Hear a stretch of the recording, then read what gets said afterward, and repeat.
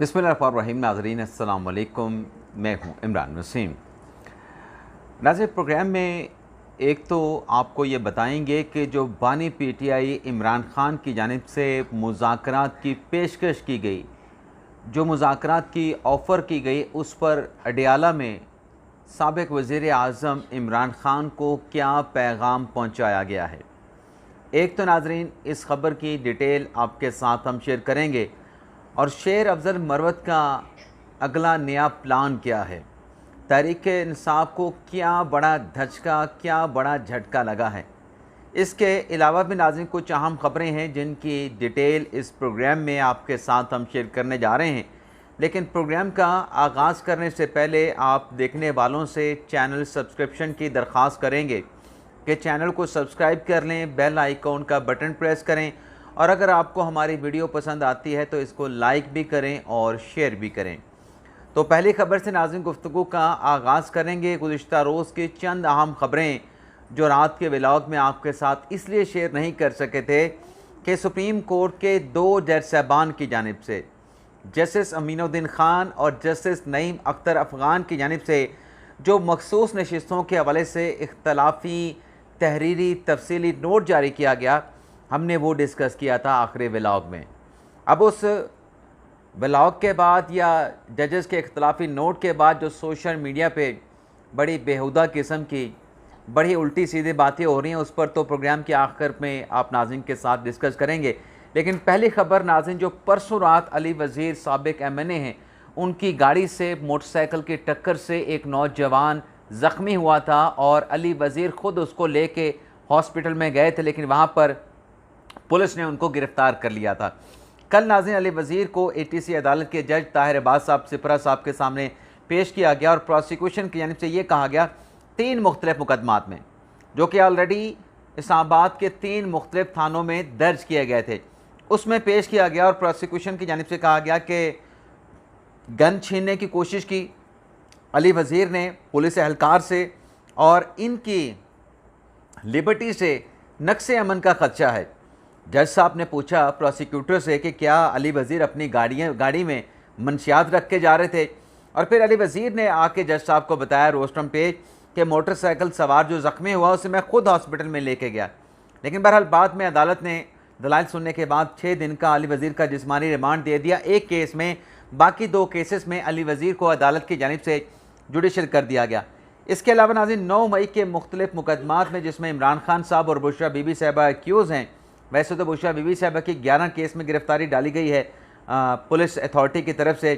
तो ये 9 मई के मुकदमात है जिसमें जो जज साहब थे वो तो रुखसत पे थे, लेकिन ड्यूटी जज अब्दुल रज़ाक साहब की अदालत में इमरान खान और बुशरा बीबी साहिबा की दरख्वास्त ज़मानतों पर समाअत हुई हैं।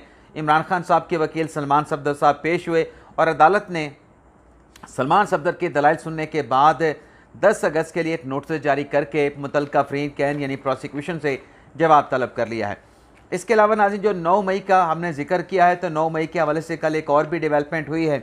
एक तो अली अमीन गंडापुर साहब की बानी पीटीआई इमरान खान के साथ मुलाकात हुई है, लेकिन इस मुलाकात में अली अमीन गंडापुर साहब ने इमरान खान साहब को अपनी हुकूमत के एक बड़े इंतहाई फ़ैसले के हवाले से, जो कि 9 मई से पेविस्ता है, उस फैसले के हवाले से आगाह किया। जो नाज़रीन खैबर पख्तूनख्वा की काबीना की जानिब से फ़ैसला किया गया KPK की हद तक 9 मई के वाक़यात की जुडिशल इंक्वायरी के लिए, जुडिशल कमीशन की तश्कील के लिए, उसके बारे में इमरान खान साहब को बताया गया।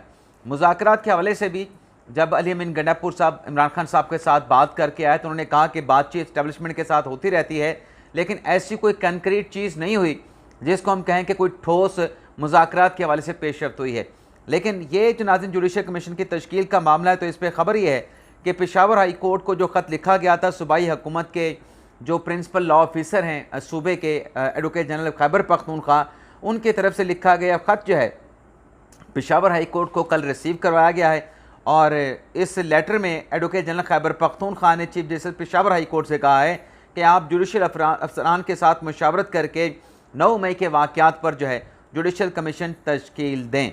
तो ये नाज़रीन एक और डेवलपमेंट हुई है। इसके अलावा नाज़रीन हाई कोर्ट की बात की हमने, पेशावर हाई कोर्ट की, तो इस्लामाबाद हाई कोर्ट की भी बात कर लें। उसके बाद आ जाते हैं जो बानी पीटीआई इमरान खान साहब से जुड़ी खबरें हैं। एब्सोल्युटली नॉट के बारे में भी आपको बताएंगे। नाज़रीन, जो शहबाज गिल के भाई हैं गुलाम शबीर जो कि लापता हैं, उनकी बाजियाबी के हवाले से इस्लामाबाद हाई कोर्ट ने ऑर्डर जारी किया था कि 6 अगस्त तक, पहले समन रिफत इम्तियाज़ साहबा ने ऑर्डर जारी किया था और फिर जस्टिस मियां गुल हसन औरंगज़ेब साहब ने ऑर्डर जारी किया कि 6 अगस्त तक जो है वो शहबाज गिल के भाई को बाजियाब करके अदालत में पेश किया जाए और अपना ये जो ऑर्डर था बाजियाबी का अपना गुलाम शबीर की को अदालत में पेश करने का, इसकी कॉपी वज़ीर आज़म और वफाकी काबीना और वजारत दाखिला को भिजवाने का हुक्म भी दिया गया था। अब नाज़रीन, ये जो तहरीरी फ़ैसला है इस्लामाबाद हाई कोर्ट का, इसमें यह कहा गया कि जो लापता अफराद हैं इनकी गुमशुदगी के ज़िम्मेदारी जो है वह वज़ीर आज़म और वफाकी काबीना पे आती है और वज़ीर आज़म इस मकरूह फ़ेल के सद्देबाब के लिए इक़दाम उठाएँ और जो मकवी हैं, जो लापता हैं, उनकी बाजियाबी को हर हाल में यकीनी बनाया जाए। अब नाज़रीन, इस फैसले में अदालत ने लापता अफराद के हवाले से जो ऑर्डर पास किया है कि ये लापता अफराद की जो ज़िम्मेदारी है वज़ीर आज़म और काबीना पे डाल दी है। ज़ाहिर सी बात है कि इंतज़ामिया का काम होता है, हुकूमत का काम होता है लोगों को उनकी जानो माल का तहफ़्फ़ुज़ करना, उनको प्रोटेक्ट करना।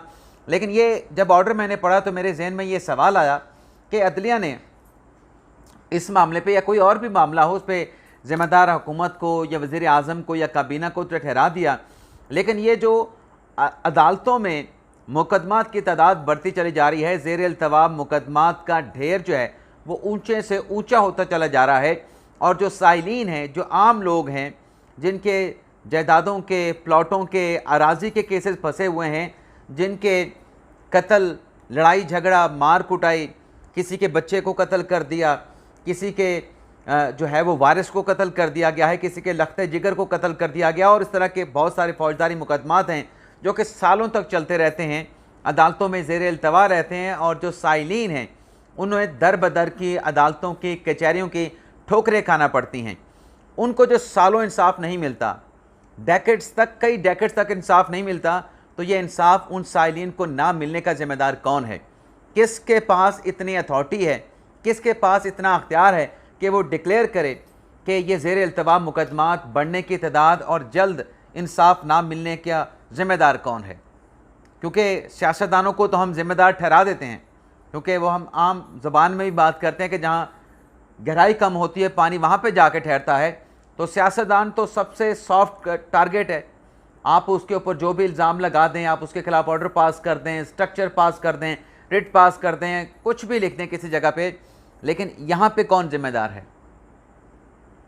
वो मैंने प्रोग्राम के शुरू में बात की थी ना कि जो फ़ैसला दिया गया है सुप्रीम कोर्ट की जानिब से मखसूस नशिस्तों का, उस फैसले से जो इख्तलाफ किया है सुप्रीम कोर्ट के 2 मुअज़्ज़ज़ जज साहबान ने, जिसमें नईम अख्तर अफ़गान साहब हैं, जैसे अमीनुद्दीन ख़ान साहब हैं, जिन्होंने कहा कि ये आइन, कानून, रूल्स, तय किए गए जो पैरामीटर्स हैं, जो सुप्रीम कोर्ट के प्रिंसिपल्स हैं, जो प्रोसीजर ऑफ लॉ है, उसकी वायलेशन की गई है, उसकी खिलाफ वर्जी की गई है। सुप्रीम कोर्ट के पास ये फ़ैसला देने का आइन ने कोई अख्तियार नहीं दे रखा। यह आर्टिकल 185(3) के तहत बड़ा महदूद मुकदमा था अपील की हद तक, तो इसमें अदालत जहाँ तक गई है उसके लिए तो फिर आइन, कानून की बहुत सारे शिकों को ना सिर्फ कलअदम करना था बल्कि उसके जगह पे अल्टरनेट आपने मुतबादल भी देना था, जो कि अदालत का देने का अख्तियार नहीं, कानून साजी का अख्तियार पार्लियामेंट का है। अब इस फैसले के बाद राजी मैं, अब देखें ना कि मैं कल पढ़ रहा था सोशल मीडिया पे कि कुछ दोस्त ये लिख रहे थे या सोशल मीडिया पे डिस्कशन हो रही थी कि ये तो फैसला करके इलेक्शन कमीशन को एक जो है वो मतलब जवाब दे दिया है कि आप सुप्रीम कोर्ट के फैसले पे अमल ना करें। क्या इलेक्शन कमीशन के पास नज़रसानी का अख्तियार नहीं, बल्कि यहाँ तक बात की गई कि अगर इलेक्शन कमीशन 15 रोज़ में, 15 और 7 22 रोज़ में सुप्रीम कोर्ट के फैसले पर अमल नहीं करता तो इनके खिलाफ सुप्रीम जुडिशल काउंसिल में chief election commission Sikandar Sultan Raja और इलेक्शन कमीशन के अरकान के खिलाफ बरतरफी का रेफरेंस चलाया जाए। कैसे, किस अख्तियार के तहत? उसी अख्तियार के तहत जिस अख्तियार के तहत ये मखसूस नशिस्तों का अक्सरियती राय वाला फ़ैसला दिया गया है। ना कानून इजाज़त देता है, ना आइन इजाज़त देता है, ना रूल्स इजाज़त देते हैं, ना तय किए गए असूल इजाज़त देते हैं। क्या उस तरीक़ाकार के तहत इलेक्शन कमीशन के ख़िलाफ़ जो है सुप्रीम जुडिशल काउंसिल में कार्रवाई होनी चाहिए? बल्कि एक जगह तो मैंने ये भी पढ़ा कि आर्टिकल 6 की संगीन गद्दारी की इनके खिलाफ कार्रवाई होनी चाहिए। कमाल है, कमाल है कि इस तरह की राय दी जा रही है। ठीक है, इख्तलाफी नोट है, और बल्कि कोई तो कह रहा था कि इन जजेस के खिलाफ भी सुप्रीम जुडिशल काउंसिल में बरतरफी का रेफरेंस फायर करके इनको फारिग किया जाए। फ़ैसलों की बिना पे कितनी मरतबा बताया है, कितनी मरतबा समझाया है कि फ़ैसलों की बिना पे अपीलें होती हैं, नज़र षानी होती है, जो कि इलेक्शन कमीशन के पास भी राइट है और बाकी जो मुतासरा फ़रीक़ैन हैं इसी मखसूस नशिस्तों के फ़ैसले के हवाले से उनके पास भी अख्तियार है नज़र षानी दायर करने का। जजेस के फ़ैसलों पर उनके ख़िलाफ़ रेफरेंस ही नहीं दायर हुआ करते। तो ये पता नहीं कौन से ऐसे दिमाग हैं जो इस तरह की बातें करते हैं। आप तो मुझे पता है कि समझ जाते हैं जो हम आपको बताते हैं, आप अपना इनपुट भी देते हैं, लेकिन इन दिमागों का क्या करें जिनके दिमागों में भूसा भरा है। अगली खबर पे आते हैं नाज़रीन। इमरान खान साहब को जो फोकिया पैगाम दिया गया उस पर आने से पहले मरवत साहब ने क्या नए प्लान का ऐलान किया है। एक तो नाज़रीन शेर अफजल मरवत साहब को पाकिस्तान पीपल्स पार्टी में शमूलियत की दावत दे दी गई है और ये नाज़रीन दावत दी है जो पीपल्स पार्टी के रहनुमा है मखदूम जमील ज़मान, उनकी तरफ से दावत दी गई है और जमील ज़मान ने कहा है कि मैं इस्लामाबाद भी आऊँगा और इस्लामाबाद आके बाकायदा तौर पे जो शेर अफजल मरवत हैं उन्हें पीपल्स पार्टी में शमूलियत की दावत दूँगा। लेकिन नाज़रीन ये अपनी जगह पे ये मरवत साहब ने एक ट्वीट भी किया है। शेर अफजल मरवत साहब ने कल तो कहा था ना कि ये जो फ़ैसला है ये मेरी पार्टी का फ़ैसला है, सर आँखों पे है, लेकिन मैं इमरान खान का जो है वो टाइगर रहूँगा, इमरान खान के साथ वफ़ादार रहूँगा। अब जब काफ़ी घंटे गुजर गए हैं तो मरवत साहब क्या कहते हैं। मरवत साहब ने दरअसल एक ऐलान किया है। मरवत साहब कहते हैं कि तकरीबन 2 दर्जन कोर कमेटी मेंबरान समेत पार्टी के सीनियर रहनुमाओं से बातचीत के बाद मैं ये ऐलान करता हूँ कि कल के पार्टी के अखराज के हुक्मनामे पर ना तो बहस हुई, ना ही कोर कमेटी के नोटिस में लाया गया और ना ही ये party chairman barrister Gauhar Ali के इल्म में था जिन्होंने इजलास की सदारत की। मुतनाज़ा हुक्मनामे को इस कदर मशकूक और उजलत में क्यों जारी किया गया। धोखाधड़ी से इस कोर कमेटी की कार्रवाई का हिस्सा बनाकर एक गैर मजाज शख्स की तरफ से दिखाना सिर्फ वही जानते हैं जो इसके मामार हैं। आज मैंने बैरिस्टर गौहर से तमाम मामलात पर तबादला ख्याल किया है और चेयरमैन बैरिस्टर गौहर साहब को तहरीरी तौर पर अपनी पार्टी और पार्लियामेंट की रुकनीत का फैसला करने का मुकम्मल अख्तियार दे दिया है। मुझे उन पर मुकम्मल एतमाद है। ये शेर अफजल मरवत कह रहे हैं। आगे वो कहते हैं, सुने नाज़रीन, कि मैं अपने हल्के के लोगों का ग्रैंड जलसा भी अपना जरगा भी बुलाऊंगा ताकि उनकी रजामंदी हासिल की जा सके, क्योंकि मेरे वोटों की मर्जी और रजामंदी मेरे लिए बड़ी अहम है। मुझे फिरदौस शमीम नकवी की जानिब से नोटिफिकेशन में इस्तेमाल की गई ज़ुबान पर भी अफसोस है।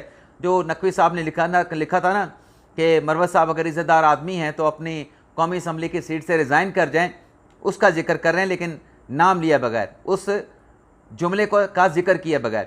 आगे वो कहते हैं, ज़बान पर भी अफसोस है जिन्होंने तंज़िया ज़बान इस्तेमाल करने के अलावा पार्टी चेयरमैन बैरिस्टर गौहर साहब की मंजूरी के बगैर पार्लियामेंट से इस्तीफ़ा देने का मुतालबा किया। अब यहाँ से असल चीज़ शुरू होती है, असल बात शुरू होती है। मैं इस बात की भी मरवत साहब ने कहा कि मैं तस्दीक करता हूँ कि मुझे ना तो किसी ने सुनने का मौका दिया, ना ही कभी कोई पूछ गिछ की गई। माजी में भी गलत वजूहात की बिना पर जाली नोटिफिकेशन जारी किए गए। मज़कूरा बाला हक़ाइक़ की बुनियाद पर मैं बर्खास्तगी के इस नोटिफिकेशन को जाली हक़ाइक़ और तरीक़ाकार के ख़िलाफ़ करार देते हुए मुस्तरद करता हूँ। यानी अपनी बरतरफ़ी का जो नोटिफिकेशन है वो मरवत साहब ने जो है उसे जाली और तरीक़ाकार के बगैर करार देते हुए मुस्तरद कर दिया है। मैं जल्द खान साहब से मुलाकात करूँगा और हक़ाइक़ अवाम के सामने लेके आऊँगा। तो ये तहरीक इंसाफ की क़यादत के लिए मरवत साहब का ये ऐलान करना कि वो उस नोटिफिकेशन जिसमें के ज़रिए उनको पार्टी से निकाला गया है उसको जो है वो मुस्तरद करते हैं। अब आ जाते हैं नाज़रीन, जो बानी पीटीआई की तरफ से ऐलान किया गया मुज़ाकरात के कि हम मुज़ाकरात तो उनके साथ करेंगे। किनके साथ करेंगे? जिनके पास अख्तियारात है। और हुकूमत के हवाले से इमरान खान साहब कहते हैं कि इनके साथ अगर हमने बातचीत की, यानी शहबाज शरीफ के साथ, ज़रदारी के साथ, तो इनकी तो हुकूमत गिर जाएगी। तो खान साहब इनकी हुकूमत नहीं गिराना चाहते, हुकूमत की, शहबाज शरीफ की, ज़रदारी साहब की हुकूमत नहीं गिराना चाहते, इसलिए उनके साथ बात नहीं कर रहे। भाई हुकूमत नहीं गिरानी तो फिर आपका मकसद क्या है? बाजवा साहब के साथ 2 मुलाकातें आपने किस लिए की थी? इसी मकसद के लिए की थी। आपने बाजवा साहब से यही कहा था कि इनकी हुकूमत को चलता करें। बाजवा साहब ने कहा मेरे पास अख्तियार नहीं है। अब आप इसी सिलसिले में आप आसिम मुनीर शाह साहब के साथ मुलाकात करना चाहते हैं कि उनके साथ हमने मुज़ाकरात कर रहे हैं।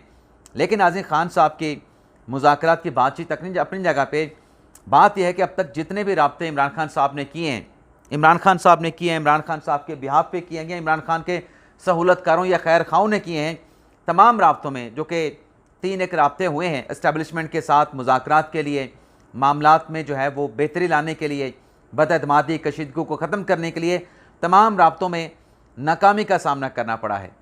अब नाज़रीन, जो चौथा इमरान खान साहब ने कहा है, चौथी मरतबा कि मुज़ाकरात करने हैं और फ़ौज के साथ करने हैं, तो खान साहब को एक बार फिर पैगाम दे दिया गया है, खान साहब को पैगाम पहुंचा दिया गया है कि ये जो बातें पेशकश की जा रही है मुज़ाकरात के हवाले से, पहले तो इमरान खान साहब को खुले अल्फाज में, वाज़े अल्फाज में, जो खान साहब कहते हैं कि मैं माफ़ी क्यों मांगूँ, माफ़ी उनको मांगनी चाहिए, तो उधर से यही पैगाम इमरान खान साहब को पहुंचाया गया है कि खुले अल्फाज के साथ माफ़ी मांगें, माफ़ी मांगें, और सिर्फ माफ़ी पे इक्तफ़ा नहीं किया जाएगा, बल्कि माफ़ी मांगने के साथ साथ ये भी कहा गया है कि यकीन दहानी भी कराएं और तामीरी सियासत करें, और मुज़ाकरात करने हैं तो सियासी क़ुव्वतों के साथ करें, हमारे साथ मुज़ाकरात का कोई लेना देना नहीं है।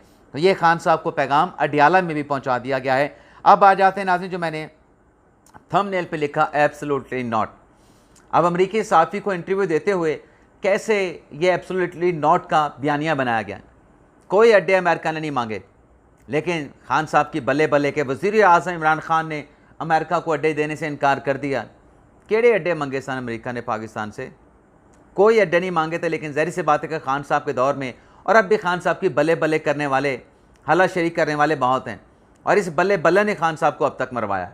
खान साहब जो मुश्किल दिन देख रहे हैं ना, ये इसी वजह से हैं, जो खान साहब की हर वक्त तारीफ़, खान साहब को कोई समझाने वाला नहीं, लॉजिक की बात करने वाला नहीं। तो अब नाज़रीन ये सुन लें, जो मुख्तलिफ बयान देते थे कि ट्रंप आएगा और ख़ान साहब को जो है वो जेल से निकाल के वो वज़ीर आज़म हाउस में बिठा देगा और पाकिस्तान का वज़ीर आज़म बना देगा। तो ये साजिद तारड़ साहब हैं, ट्रंप के मुशीर हैं, वो क्या फरमाते हैं कि ट्रंप आएगा तो क्या करेगा, खान साहब को रिलीफ मिलेगा नहीं मिलेगा, ये नाज़रीन आप सुन लें। ट्रंप आएंगे सदर के तौर पे, तो यहाँ पर बानी पीटीआई इमरान खान जो है वो रिहा हो जाएंगे। आप उनके मशीर के तौर पे या रिपब्लिकन रहनुमा के तौर पे क्या देख रहे हैं? ऐसा कुछ होगा वाकई अमेरिका के अंदर? जिस तरीके से रेजोल्यूशंस, जिस तरीके से कांग्रेसमैनों को पैसे दिए जा रहे हैं, जिस तरीके से मुख्तलिफ कटे हैं, दुख के साथ कहूंगा कि आपके बड़े बड़े सियासतदान, उन्होंने ये मुसलसल कहा है, एक बल्कि मैं उसका कोट करना चाहूंगा कि एक काल आएगी खान साहब बाहर। क्या ख्याल है कि काल इस तरह होनी चाहिए, होगी? साइफर लहराया गया, 65 जलसे किए गए, उसी मुल्क के कदमों में पड़े हैं आज और उनकी मिन्नतें कर रहे हैं। कभी कांग्रेसमैन इल्जाम लगाया जाता था इन्होंने रजीम चेंज कराई, आज यहाँ पे करोड़ों डॉलर उनके ऊपर बारिश कर रहे हैं। आप क्या समझते हैं कि ट्रंप कोई इस तरह से मुदाखलत करेंगे जीतने के बाद पाकिस्तान की इस इशू पे, या कुछ ऐसा होगा? Absolutely not. एब्सोल्युटली वजह ये है, ट्रंप आएगा लेकिन इमरान खान की रिहाई के लिए कोई टेलीफोन कॉल नहीं करेगा। एब्सोल्युटली नॉट कह दिया है साजिद तारड़ साहब ने। तो ये नाज़रीन आज का हमारा व्लॉग।